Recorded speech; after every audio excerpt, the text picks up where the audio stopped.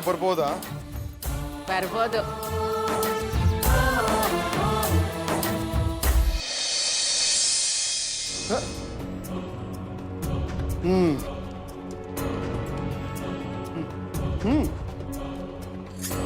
Carrom tournament ಗೆದ್ದು ಬಂದಿದ್ದೀನಿ. ಆಶೀರ್ವಾದ ಮಾಡೋದು.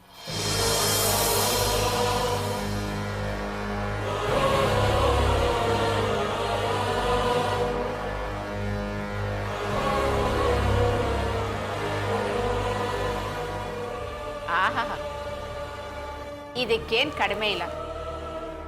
ಇದನ್ನೆಲ್ಲ ಇಷ್ಟು ಚೆನ್ನಾಗಿ ಮಾಡೋ ನೀವು. ಆ ಹಾಳಾದ ಸಿಟ್ನ ಸ್ವಲ್ಪ ಕಡಿಮೆ ಮಾಡ್ಕೋಬಾರ್ದಾ? ನಾವುಗಳು ಕೋಪನ ಹತೋಟಿಲಿ ಇಟ್ಕೊಂಡೆ ಸಮಾಜದಲ್ಲಿ ಅನ್ಯಾಯ ಅಕ್ರಮ ಹತೋಟಿ ಮೀರಿ ಬೆಳ್ಕೊಂಡಿರೋದು. ಸಾಮಾನ್ಯ ಜನಕ್ಕೆ ಅನ್ಯಾಯ ಆದಾಗ ಅದ್ರ ವಿರುದ್ಧ ಕೂಗ್ ಹಾಕಕ್ಕೆ ಧ್ವನಿಗಳು ಇಲ್ದಿರಂಗಾಗಿರೋದು. ನೀನು ಯಾರ ಪರವಾಗಿ ಕೂಗಾಡ್ತೀಯೋ ಆ ಸಾಮಾನ್ಯ ಜನರು ಮನೆಯಲ್ಲಿ ಬೆಚ್ಚಿಗೆ ಆರಾಮಾಗಿ ಕೂತಿರ್ತಾರೆ.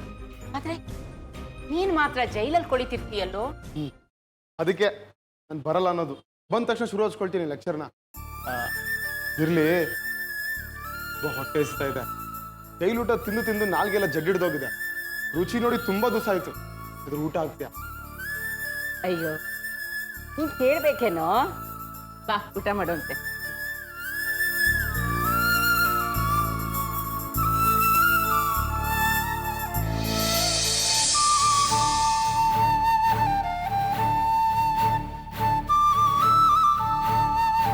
ಅಜ್ಜಿ, ನಾವೊಂದು ಕೇಳ್ತೀನಿ, ನೀನು ಈ ಮನೇಲಿ ಕೆಲಸ ಮಾಡ್ಲೇಬೇಕಾ? ಯಾಕೋ ಹೀಗೆ ಕೇಳ್ತಾ ಇದೀಯಾ? ನಾನು ಇವ್ರ ದಾವಣಗೆರೆಯಲ್ಲಿ ಇದ್ದಾಗಲಿಂದ ಇವ್ರ ಮನೆ ಕೆಲಸ ಮಾಡ್ತಾ ಇದ್ದೀನಿ. ಇಲ್ಲಿಗೆ ಬಂದು 3 ವರ್ಷ ಆಯ್ತು. ನನ್ನನ್ನ ಈ ಕುಟುಂಬದ ಸದಸ್ಯೆ ಅಂತ ರೇಷನ್ ಕಾರ್ಡಲ್ಲೂ ಸೇರಿಸಿದ್ದಾರೆ ಕಣೋ.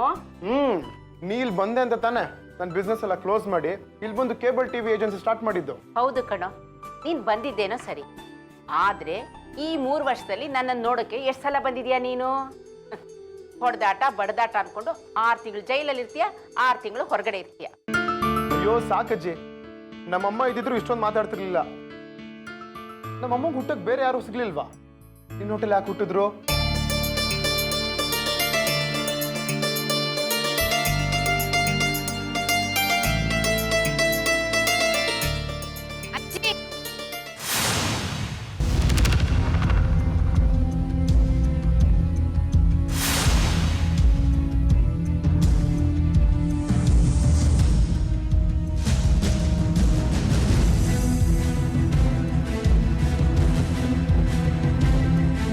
ಸತ್ಯ,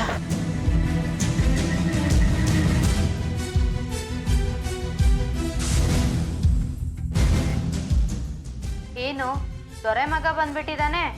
ಅದು ಸಮಾಜ ಸೇವೆಯಿಂದ ಬಿಡು ಮಾಡ್ಕೊಂಡು. ರಾಣಿ, ಸತ್ಯ ಕೇರಂ ಬೋರ್ಡ್ ಟೂರ್ನಮೆಂಟ್ ಗೆದ್ದಂತೆ ಟ್ರೋಫಿ ತೋರ್ಸಕ್ ಬಂದ. ನಿನ್ನನ್ನು ನೋಡಿದ ತಕ್ಷಣ ಅರ್ಧದಲ್ಲೇ ಊಟ ಬಿಟ್ಟು ಎದ್ದು ಹೊಟ್ಟೋದ. ರಾಣಿ, ಯಾರಿಗೂ ಹೆದರದೆ ಇರೋನು ನಿನ್ನನ್ನು ಕಂಡ್ರೆ ಇಲಿ ಥರ ಆಗೋಗ್ತಾನೆ. ಯಾಕೆ ನಿನ್ನನ್ನು ನೋಡೋದು ಇಷ್ಟು ಹೆದರ್ಕೋತಾನೋ ಏನೋ.